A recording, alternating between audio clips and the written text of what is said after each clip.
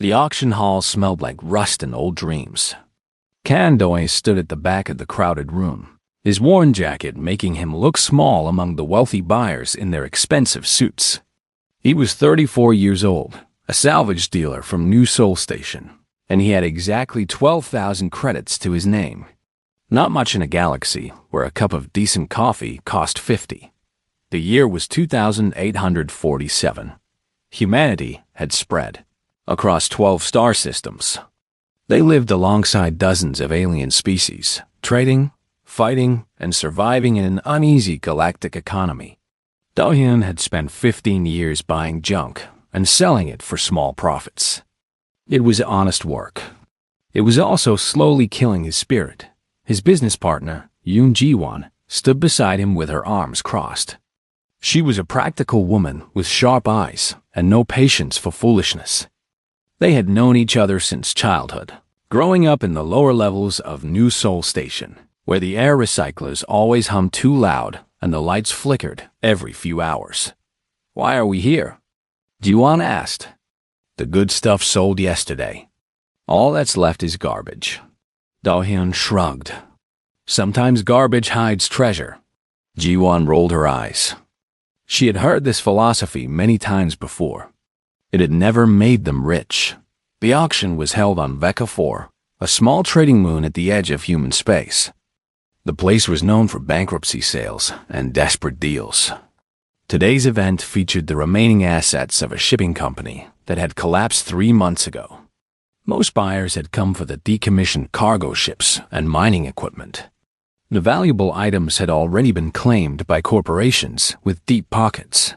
The auctioneer, a tired-looking man with gray hair, called out lot numbers in a bored voice. Lot 241 sold for 50,000 credits. Lot 242 went for 30,000. Lot 243 found no buyers and was marked for disposal. Do-hyun watched and waited. He had learned patience in his years of salvage work.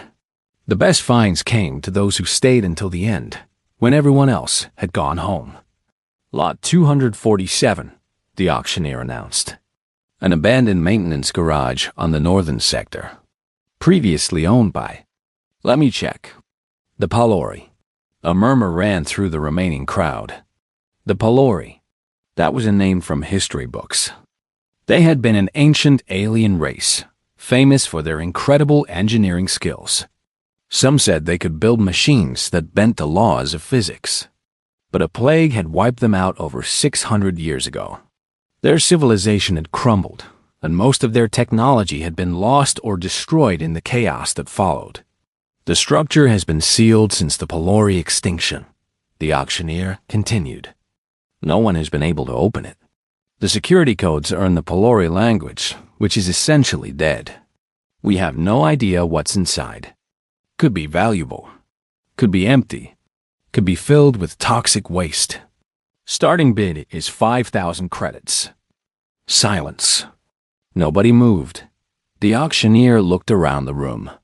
Come on, people. 5,000 credits for a piece of history. Anyone? More silence. The wealthy buyers looked at each other and shook their heads. Why would anyone pay for a building they couldn't even open? The Palori codes were legendary for being unbreakable. Dozens of experts had tried over the centuries. All had failed. Do-hyun felt something stir in his chest. It was the feeling he got sometimes, a quiet voice that whispered about possibilities. His grandmother had called it intuition. Ji-won called it stupidity. 5,000 credits, Do-hyun said, raising his hand. Ji-won grabbed his arm. What are you doing? Trusting my gut. Your gut is an idiot. The auctioneer looked surprised. We have a bid of 5,000. Do I hear 6,000? He waited. Nothing. 5,000 going once. Going twice. Sold to the gentleman in the back. Just like that, Do-hyun owned a piece of alien history. The auctioneer handed him an ownership chip with an expression that was half amusement and half pity. Good luck opening it, he said. Ji-won was furious during the shuttle ride to the northern sector. 5,000 credits. That's almost half of what we have.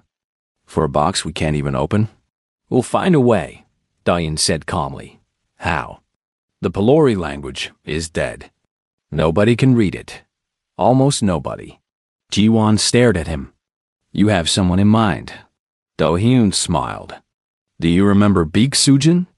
The crazy linguist who got kicked out of the university for claiming she could talk to extinct species? That's the one. Sujin lived in a cluttered apartment on level 7 of New Seoul Station. When they arrived, she was surrounded by holographic displays showing ancient symbols from a dozen dead languages. She was 30 years old, with messy hair and eyes that seemed to look through people rather than at them. Pelori codes? She said when Do-hyun explained the situation. Nobody has cracked Pelori codes in 600 years. That's why I came to you, Do-hyun replied. You're not nobody. Sujin studied him for a long moment. Then she smiled, and it was the smile of someone who had been waiting her whole life for exactly this challenge. Give me 3 days, she said. She did it in 2. On the morning of the second day, Sujin called them with excitement shaking in her voice. I'm in. I broke the code. Get to the garage now. Do-hyun and Ji-won rushed across Veka 4 in a rented transport. The garage stood alone in the northern sector, a squat building made of strange metal that had not rusted in 6 centuries. Sujin was waiting at the entrance, her fingers dancing over a small device connected to the door panel. The Pelori were geniuses, she explained quickly. But they made one mistake. They assumed no one would care enough to try. The code is complex, but it's not impossible. It just needed someone patient enough to listen. She pressed a final button. The ancient doors groaned. Dust fell from seams that had been sealed for 600 years. Slowly, painfully, the garage began to open. Stale air rushed out, carrying the smell of time itself. Emergency lights flickered to life inside, revealing shadows and shapes that Do-hyun could not yet identify. He took a deep breath and stepped forward into the darkness. He had paid 5,000 credits for this moment. He had no idea that he had just bought himself a place in galactic history. The emergency lights cast long shadows across the garage floor. Do-hyun stood just inside the entrance, letting his eyes adjust to the dim glow. Behind him, Ji-won and Sujin waited in tense silence. The air was thick with dust that had settled over 600 years of emptiness. Nobody move, Do-hyun said quietly. We don't know what's in here. He pulled a small flashlight from his pocket and clicked it on. The beam cut through the darkness, revealing shapes covered in preservation tarps. Rows and rows of sealed containers lined the walls. Strange machines stood silent in the corners, their purposes unknown. Ji-won stepped inside carefully. This place is huge. Much bigger than it looked from outside. She was right. The garage extended deep into the ground, with multiple levels visible through metal grating. The Pelori had built downward, hiding the true size of their storage facility beneath the surface. Sujin moved to one of the sealed containers. She wiped dust from its surface, revealing Pelori symbols etched into the metal. These are inventory markers. The Pelori cataloged everything they stored. Can you read them? Do-hyun asked. Give me time. While Sujin worked on translating the symbols, Do-hyun explored the main floor. Most of the covered shapes were equipment of some kind. He recognized basic forms. Power generators, fabrication units, medical devices. But the designs were unlike anything he had seen before. The Pelori had been engineers far beyond human capability. Then he saw a dot in the center of the garage. Larger than everything else, stood a shape covered by a massive tarp. It was the size of a small ship. Do-hyun felt his heart beat faster as he approached.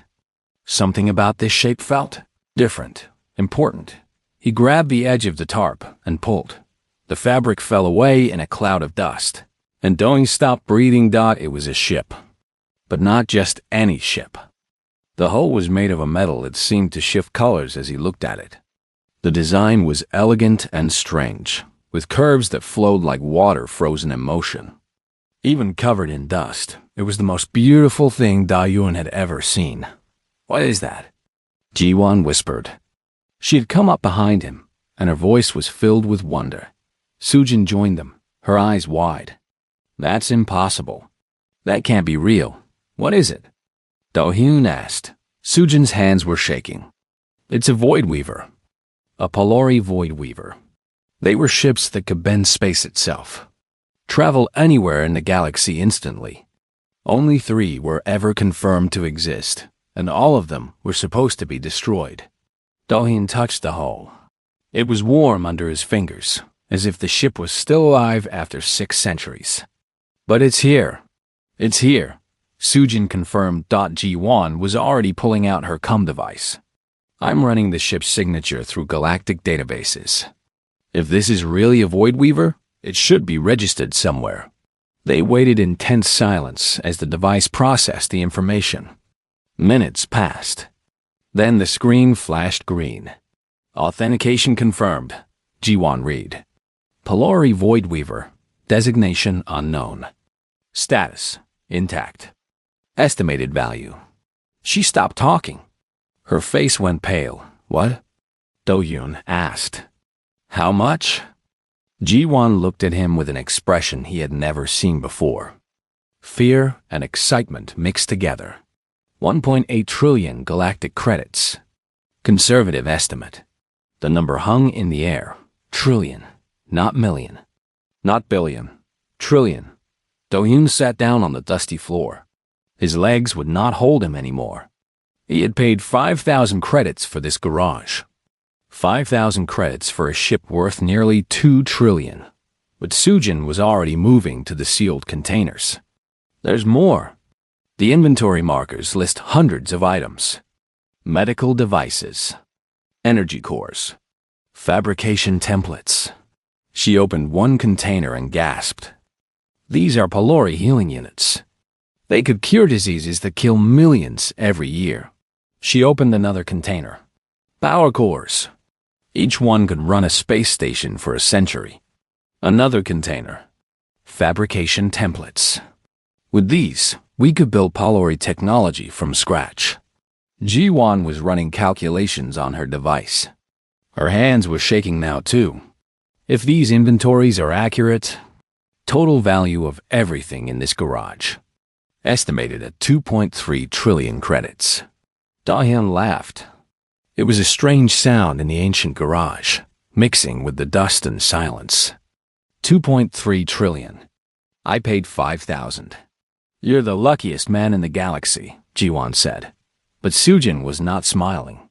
She had moved deeper into the garage, to a console covered in Polari symbols. Her fingers traced the markings, and her expression grew darker with each word she translated. "There's something else," she said quietly. "A message stored in the data cores. The Polari left it here intentionally." "What does it say?" Do-hyun asked. Sujin turned to face them. Her eyes were haunted. The Polari didn't die from a plague. Not exactly. They were hunted. Something came for them? Something they called the Silent Tide. It erases civilizations when they grow too advanced. The Polari saw it coming, but they couldn't stop it. The temperature in the garage seemed to drop. Do-hyun felt a chill run down his spine. "They hid their technology here," Sujin continued. "Not as treasure. As a warning. And as a weapon." "A weapon?" Ji-won asked. Sujin pointed at the Void Weaver. "That ship? It's not just fast. The Polari designed it to fight the Silent Tide. They never got to use it. They were destroyed before they could finish their plan. But they left everything here, hoping someone would find it. Someone who could finish what they started." Do-hyun stood up slowly.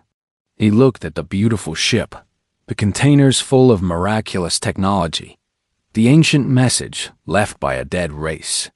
He had come looking for salvage. He had found something much more dangerous. "So this isn't just a treasure," he said. "It's a responsibility." Sujin nodded. "The Polari are watching from beyond the grave. They chose to hide their legacy here, on this forgotten moon. And now it belongs to you. Ji-won grabbed Do-hyun's arm. We need to think about this carefully. 2 trillion credits makes you the richest human alive.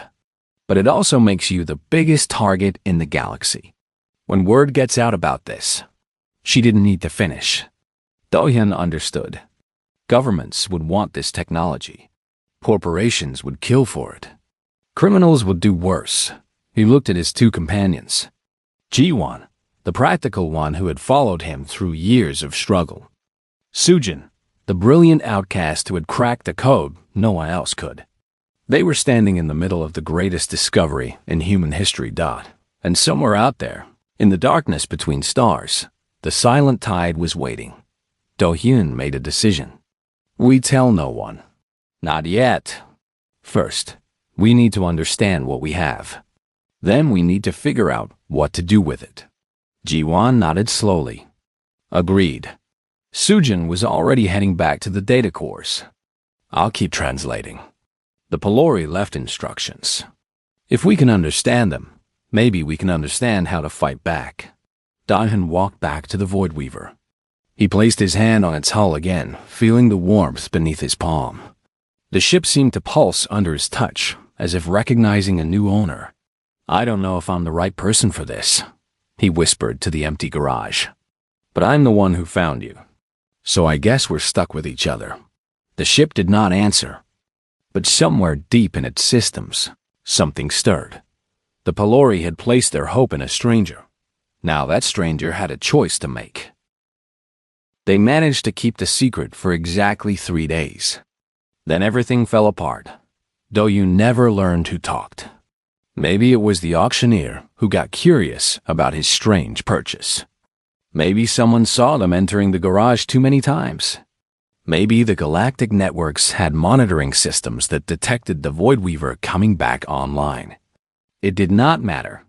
By the 4th day, his comlink would not stop buzzing. The first message came from a corporation called Stellar Industries. They offered 200 billion credits for exclusive access to the garage contents. Do-hyun deleted the message without responding. The second message came from the government of the Threll hegemony, one of the most powerful alien civilizations in the galaxy. They did not make an offer. They made a demand. Surrender the Pelori technology immediately or face consequences. The third message came from a name Do-hyun did not recognize. It contained only 2 words, "We're coming." By noon, there were hundreds of messages. Corporations, governments, collectors, scientists, journalists. Everyone wanted a piece of what he had found. His personal comlink address, which he had kept private for years, was suddenly known across the galaxy. Ji-won burst into the garage with panic in her eyes. We have a problem. A big one. I know, Do-hyun said. The messages. It's worse than messages. There are ships arriving at Vecca 4. Dozens of them. News crews, corporate scouts, and 3 Threll warships that just entered orbit. Do-hyun felt cold. Warships? The hegemony is not playing games. They want this technology, and they don't care about auction laws or human ownership rights. Sujin looked up from her translation work. The Threll were rivals of the Pelori 6 centuries ago. They always wanted Pelori technology but could never get it. This is their chance. So what do we do? Ji-won asked. We can't fight warships. We're salvage dealers. Do-hyun thought for a long moment. Then he pulled out his personal comlink and made a call he had hoped he would never need to make. Han Min-jae answered on the second ring. His face appeared on the screen, older than Do-hyun remembered, with gray hair and scars that told stories of battles survived. Min-jae had been a captain in the Earth Defense Fleet for 20 years before retiring to run private security. He was tough, honest, and he owed Do-hyun a favor from years ago. Do-hyun, Min-jae said, I've been watching the news. You've made yourself famous. I need help, Min-jae. The kind you specialize in. Min-jae nodded slowly. I figured you'd call. I'm already on my way. Be there in 6 hours. True to his word, Min-jae arrived with a small ship and a crew of 12 veterans.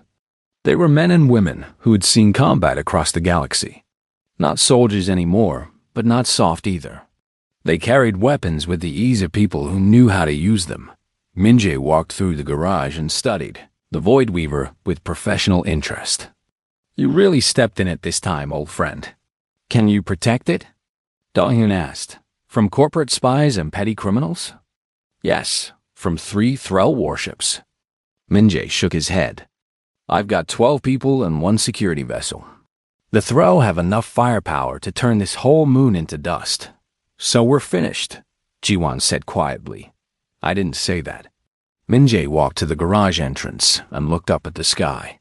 The Thrall are bullies, but they're not stupid. They won't attack while the whole galaxy is watching. Right now, there are news crews from 100 worlds pointed at this location. Any aggressive move would cause a diplomatic disaster. But they can wait us out, Soo-jin pointed out. Eventually, the news crews will leave. Eventually, we'll run out of supplies. Eventually, we'll have to come out.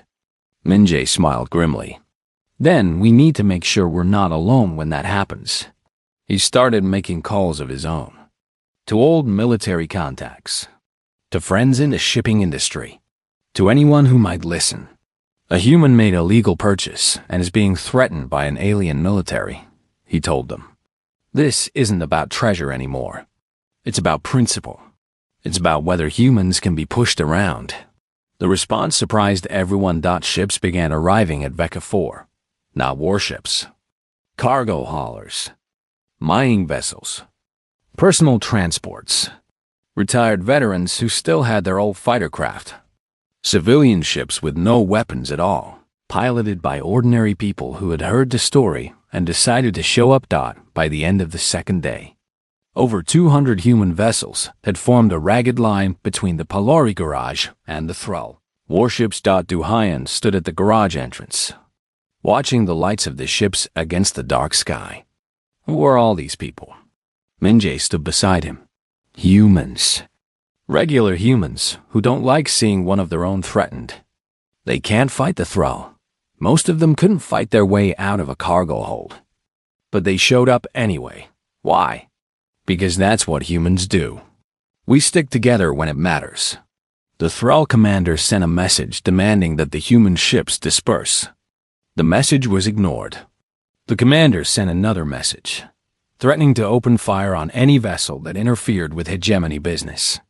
One of the cargo haulers, a rusty ship called the Lucky Star, sent back a single reply. Come and try it. The standoff continued. News coverage spread across the galaxy. Other species watched with fascination. As hundreds of humans faced down warships for the sake of one salvage dealer and his strange discovery. Then the Earth Confederation got involved. Park Yoon-ji arrived on the 5th day. She was the youngest ambassador in human history, only 31 years old, with a reputation for being both brilliant and fearless. She had been sent directly by the Earth Council to handle the situation. She walked into the garage and looked at the Void Weaver with calm appreciation. So this is what all the fuss is about. Ambassador, Do-hyun said nervously. I didn't mean to cause a diplomatic incident. Yoon-ji smiled. You bought property at a legal auction. You've done nothing wrong. The Thrall are the ones causing an incident. She turned to face him directly. The Earth Confederation is prepared to back your claim. Officially and publicly. The question is, what do you plan to do with what you found? Do-hyun hesitated. He looked at Ji-won, at Soo-jin, at Min-jae. He looked at the Void Weaver and the containers full of Polari technology. He thought about the message from the dead race, warning of the silent tide. I don't know yet, he admitted. But I know I'm not giving it to the Thrall, and I'm not running away. Yoon-ji nodded. Good answer. She pulled out her own comm device and sent a message to the Thrall fleet. This is Ambassador Park Yoon-ji of the Earth Confederation. The property in question belongs to a human citizen who acquired it through legal means. Any attempt to seize it by force will be considered an act of war against humanity. We await your response. The galaxy held its breath. Inside the Thrall flagship, Commander Vosh studied the human ships surrounding Vika 4. His officers waited for orders. The technology in that garage was worth more than whole planets. It should belong to the hegemony. It should belong to a civilization worthy of its power. But destroying those human ships would mean war. And the humans, for all their weaknesses, were stubborn fighters. The last war with humanity had cost the hegemony dearly. Vosh made his decision. "Withdraw," he ordered quietly. "This is not worth the cost." Not today. The Thrall warships turned and left Veka 4 orbit. News of their retreat spread across the galaxy within hours. Do-Hyun watched them go from the garage entrance. Around him, the crews of the human ships were cheering. They had won. Against all odds, they had won. But Sujin's voice cut through the celebration. "This isn't over. The Thrall will be back. Others will come too. And somewhere out there, the silent tide is still waiting." She was right. They had survived the first challenge. The real test was still to come. The Thrall withdrawal changed everything. For the first time in galactic history, a group of ordinary humans had faced down an alien superpower and won. The story spread to every corner of civilization. News programs replayed footage of the ragged human fleet standing firm against warships. Children across a dozen worlds learned the name Kang, Duhai and Dot, but with fame came new problems. The garage on Vika 4 became the most watched location in the galaxy. Ships from every species arrived daily, hoping to catch a glimpse of the legendary Void Weaver. Security became a nightmare. Minjae's team worked around the clock, turning away curious visitors and identifying potential threats. Inside the garage, Sujin continued her translation work. The Polari data cores contained vast amounts of information, and she had only scratched the surface. Every day brought new revelations about the ancient race and their technology. "The Void Weaver isn't just fast," she explained to the group one evening. "The Polari designed it as a response to the silent tide. It can detect the tide's approach. It can track their movements. With enough power, it might even be able to fight them." "Fight them how?" Ji-won asked. "I'm not sure yet. The records are incomplete." But the Polari believed it was possible. Ambassador Yoonji had stayed on Veka 4 after the Thrall withdrawal. She represented Earth's official interest in the discovery, but she had also become something of a friend to the group. She listened to Sujin's reports with growing concern. "If the silent tide is real," Yoonji said slowly, "then this technology isn't just valuable. It's essential. The galaxy needs it. The galaxy wants to take it," Do-Hyun pointed out. "The Thrall, the corporations. Everyone sees treasure, not responsibility. Then maybe we need to change what they see." Before they could discuss further, alarms began ringing throughout the garage. Minjae rushed in with his weapon drawn. "We have incoming," he reported. "Multiple contacts. Not Thrall this time. Mixed signatures from at least 6 different species. Looks like a coalition." They hurried to the communications array. On the screen, a fleet of ships was approaching Veka 4.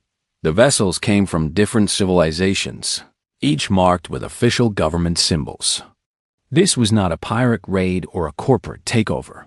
This was an organized diplomatic force. A transmission came through. The speaker was a tall alien with blue-gray skin and 3 eyes arranged in a triangle on its face. Do-Hyun recognized the species as the Vellani, known throughout the galaxy as mediators and peacekeepers.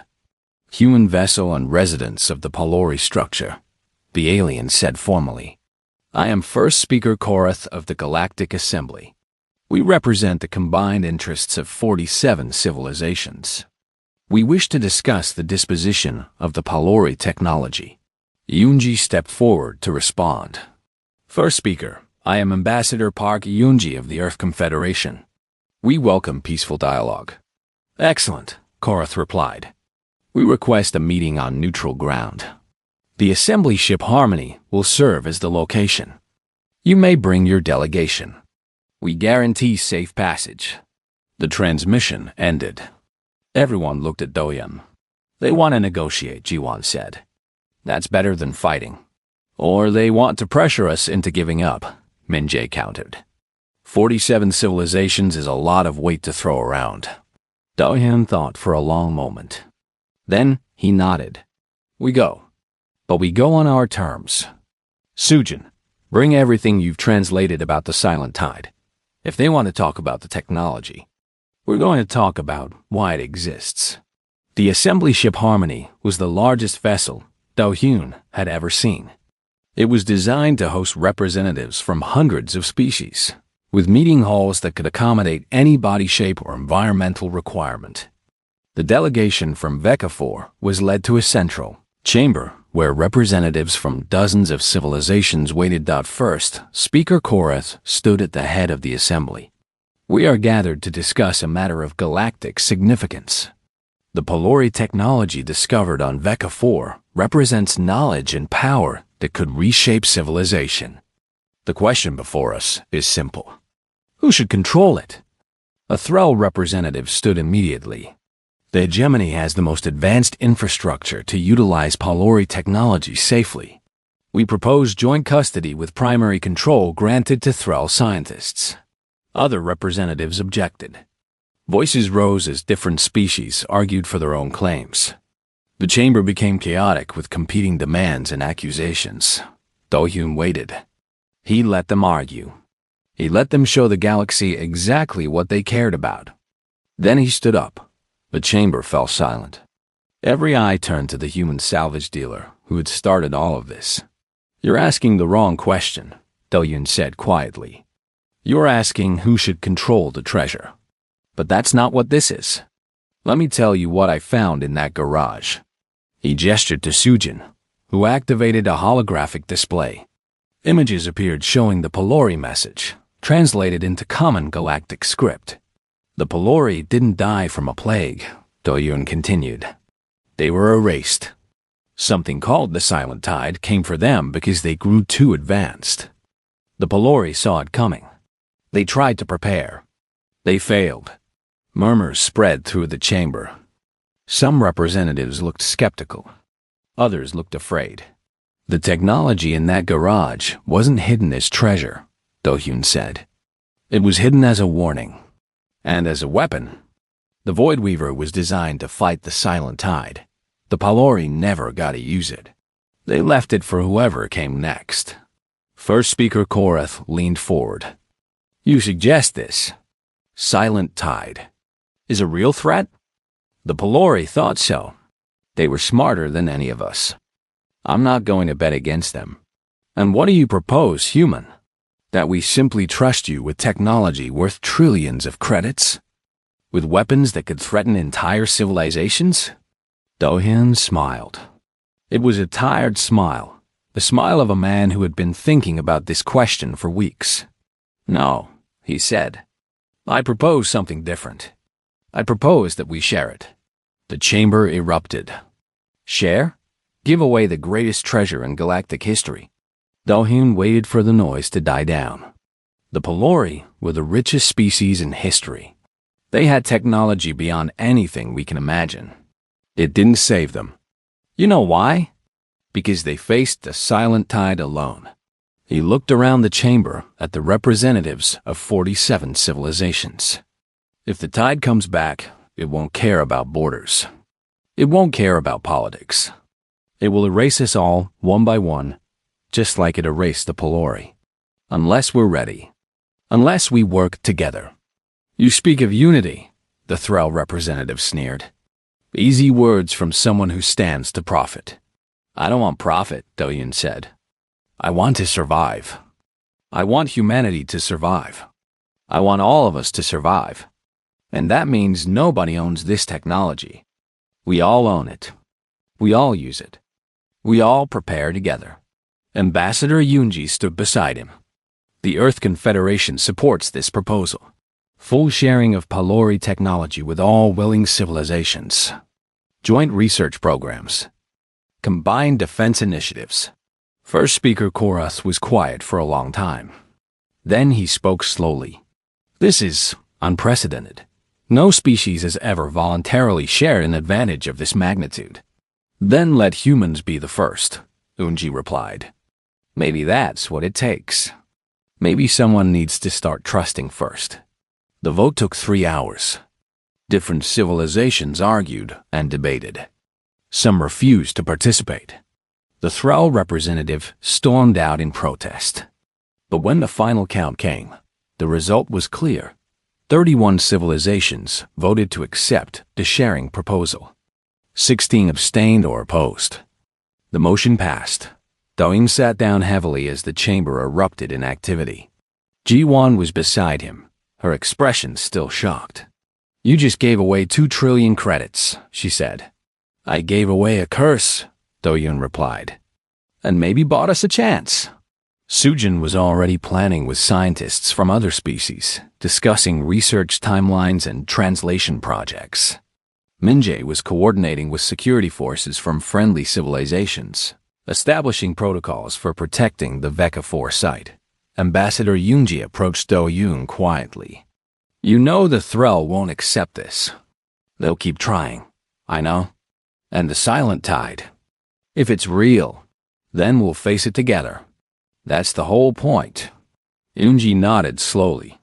Humanity just changed the galaxy. Because of one salvage dealer who bought a garage nobody wanted. Dahem laughed softly.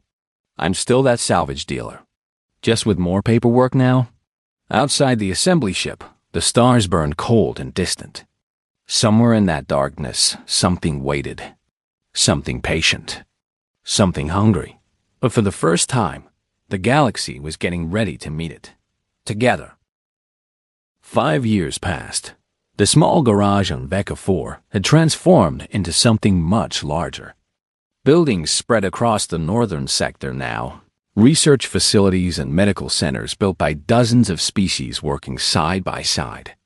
The Pelori Archive, as it came to be known, employed over 10,000 scientists, engineers, and translators. What had once been a forgotten moon was now the most important research center in the galaxy. Kang, Do-Hyun stood on a balcony overlooking the complex. He was 39 years old now, his hair showing the first hints of gray. He wore a simple jacket, refusing the expensive clothes that others in his position might have chosen.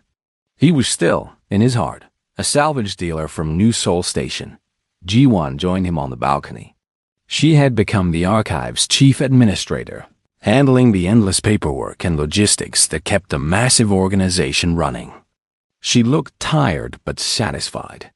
The medical distribution numbers came in, she said. The Pelori healing units have now treated over 2 billion patients across 40 worlds. Diseases that were death sentences 5 years ago are now curable. Do-Hyun nodded slowly. He had seen the reports. Children surviving cancers that would have killed them. Elderly citizens walking again after decades of paralysis. Entire populations saved from plagues that had threatened to wipe them out. And the energy cores? He asked. 17 planets have switched to Pelori power systems. Clean, unlimited energy. No more burning fossil fuels. No more radiation risks. The environmental recovery on some worlds has been remarkable. These were the numbers that mattered to Do-Hyun. Not the credits he could have earned. Not the power he could have claimed. The lives saved. The suffering ended. The futures made possible. Sujin appeared at the balcony door.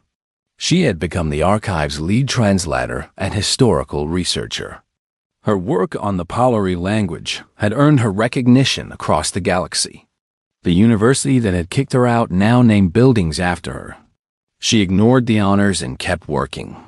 We've finished translating the final Pelori records, she reported. The complete technical specifications for the Void Weaver are now available.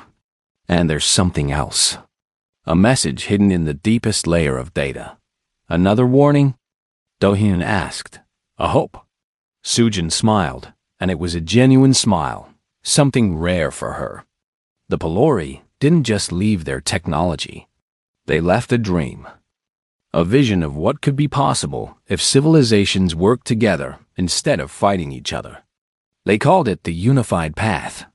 Sounds idealistic, Jiwon said. Maybe, but look around us. Sujin gestured at the complex below, where beings from 30 different species walk together, work together, ate meals together. We're doing it. Not perfectly, not easily, but we're doing it. Han Minjae climbed the stairs to join them. He was the archive's security director now, commanding a force drawn from dozens of civilizations. The threats had not stopped coming. Corporate raiders, extremist groups. The Thrall hegemony still made occasional attempts to steal technology, but the combined defenses had held. Fleet report, Minjae said. The Voidweaver completed its latest patrol of the outer systems. No signs of silent tide activity. The early warning network is fully operational across 700 light-years. The Voidweaver.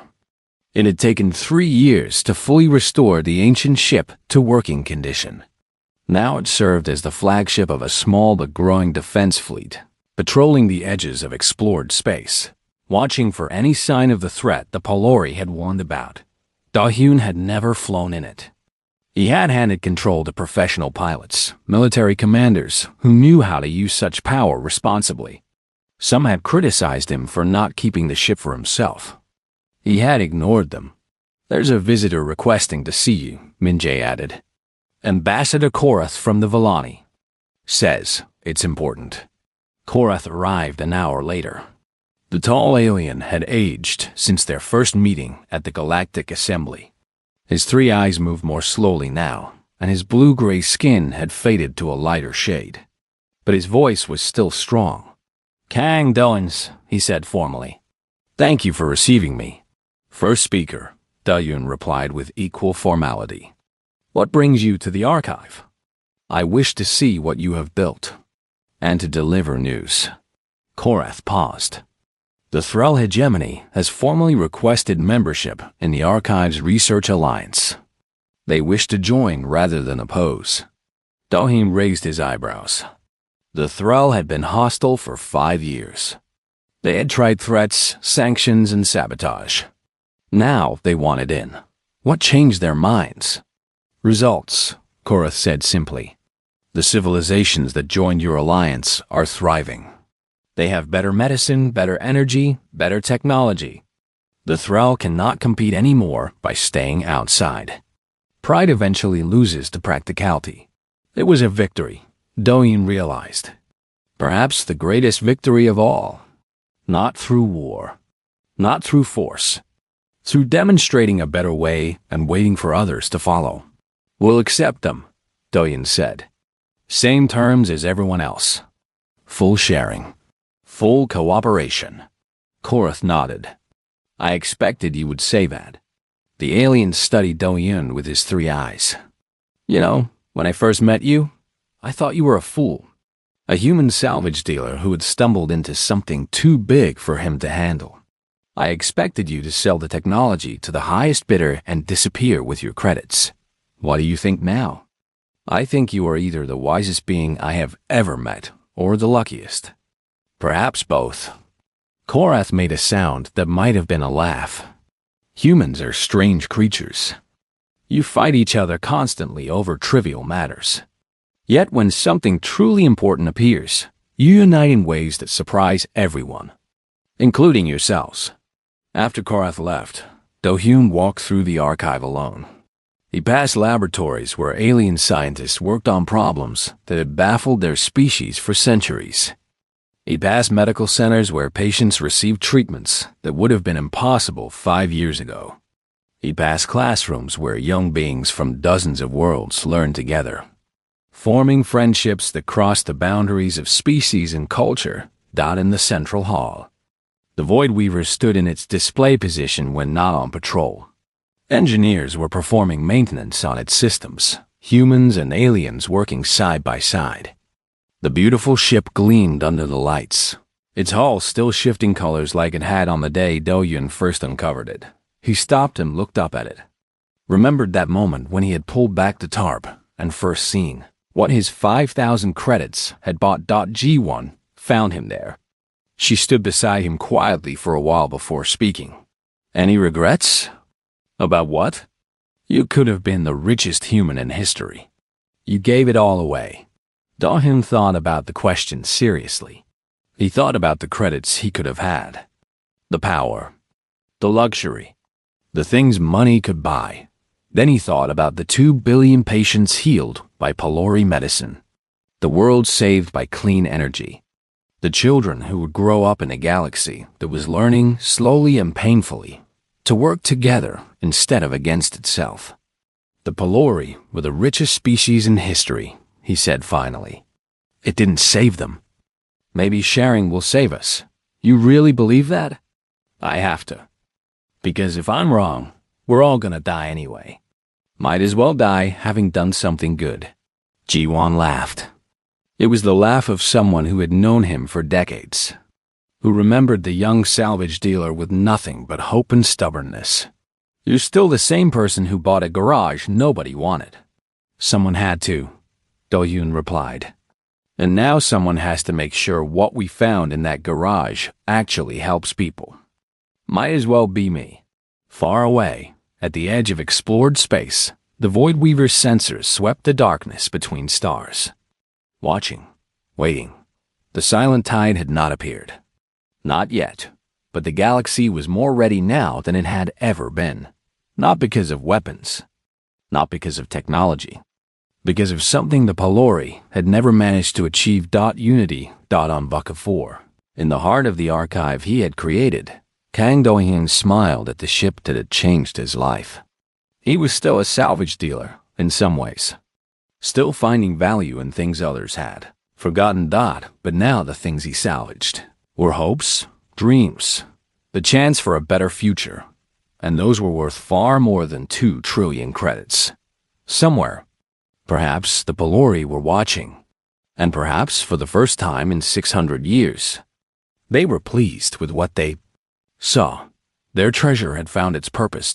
And humanity had proven its worth. Not through strength. Through kindness. Through courage. Through being exactly what humans had always been. At their very best. A species that chose to share.